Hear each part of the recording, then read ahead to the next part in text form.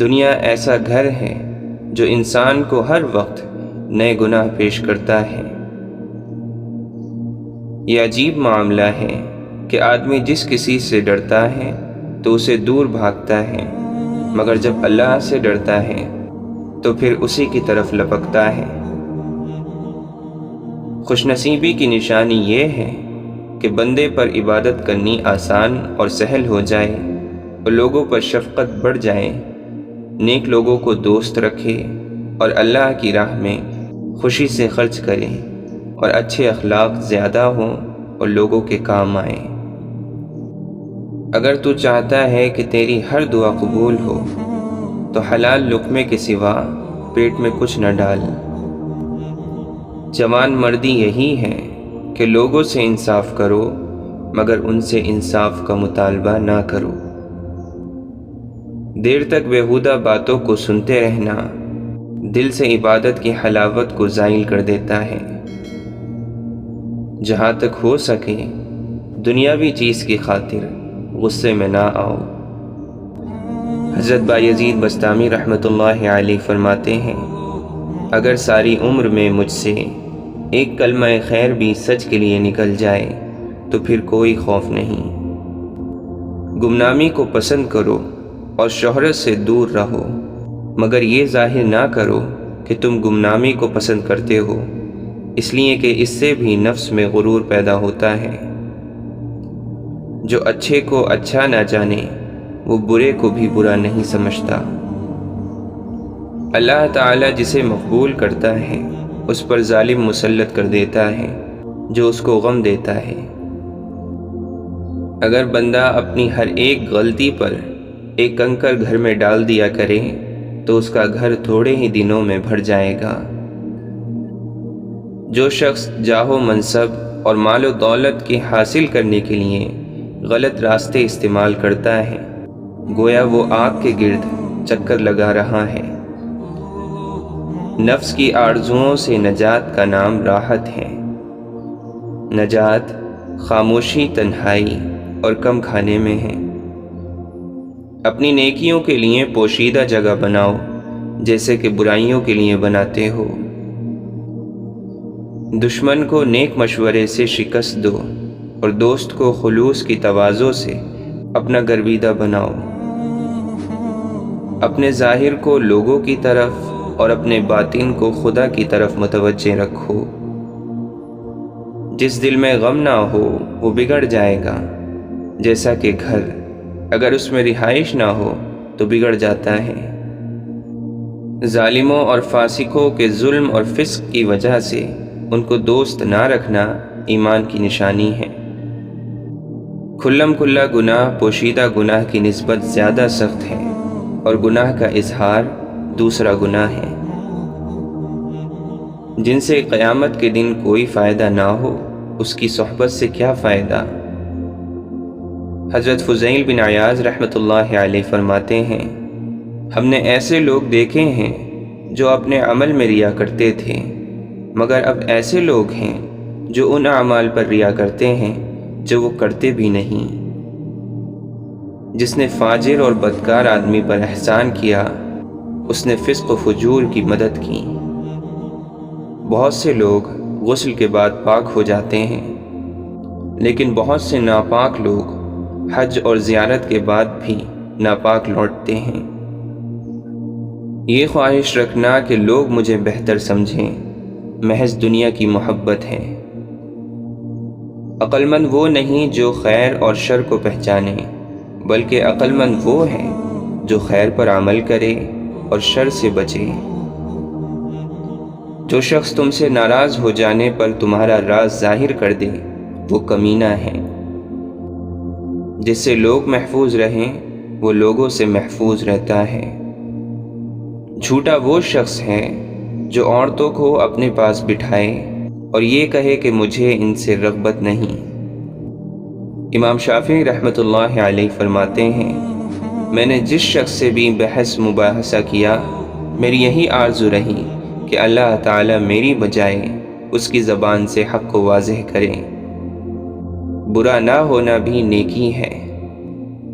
اس کا کیا حال ہوگا جس کی عمر گھٹ رہی ہے اور گناہ بڑھ رہے ہوں۔ جو شخص اپنے رزق میں تاخیر پائے اسے چاہیے کہ مغفرت میں زیادتی کرے۔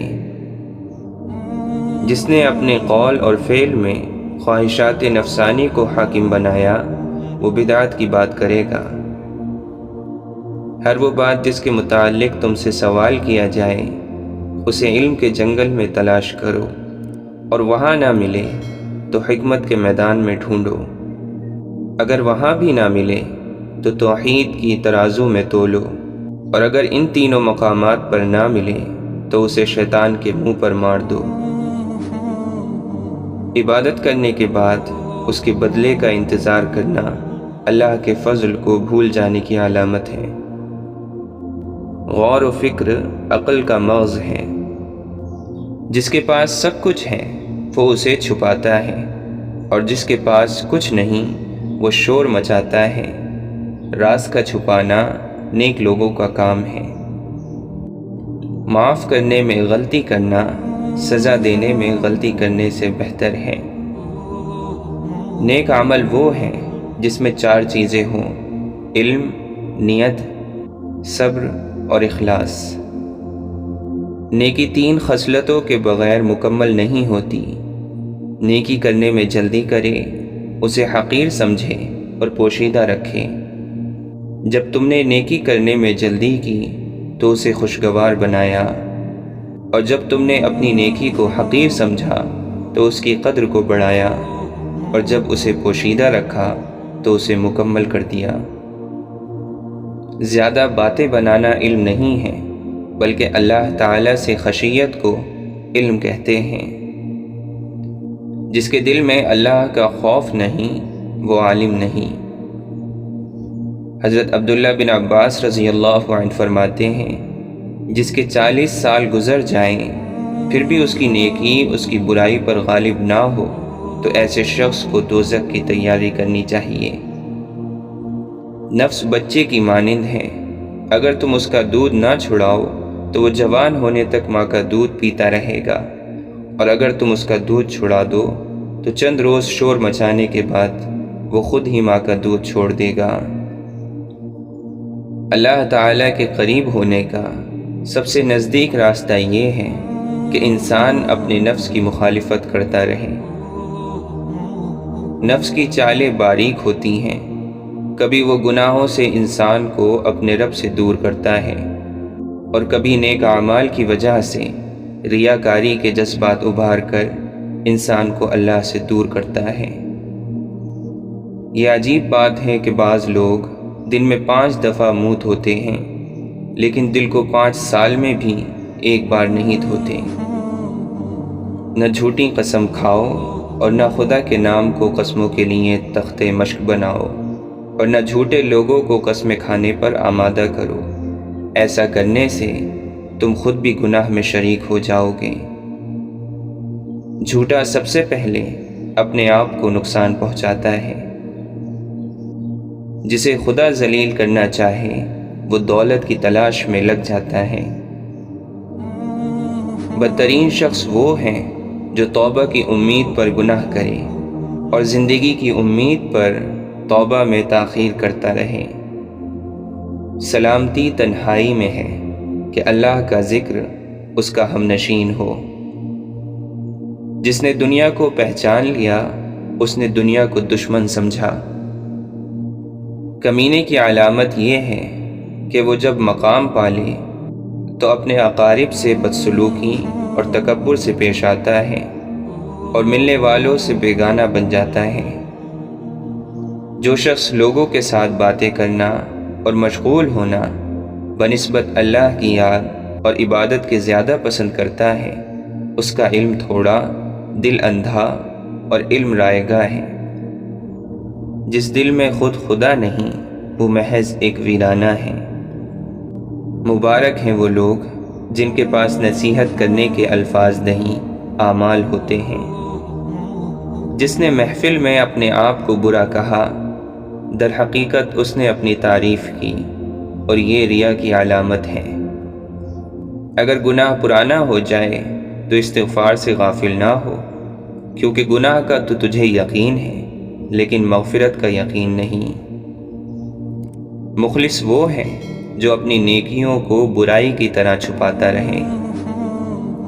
3 چیزیں دنیا سے ختم ہو چکی ہیں: خوبصورتی جس کے ساتھ اچھے اخلاق پائے جاتے ہو، سچائی جس کے ساتھ امانت پائی جاتی ہو، اچھا بھائی چارہ جس کے ساتھ وفاداری بھی ہو۔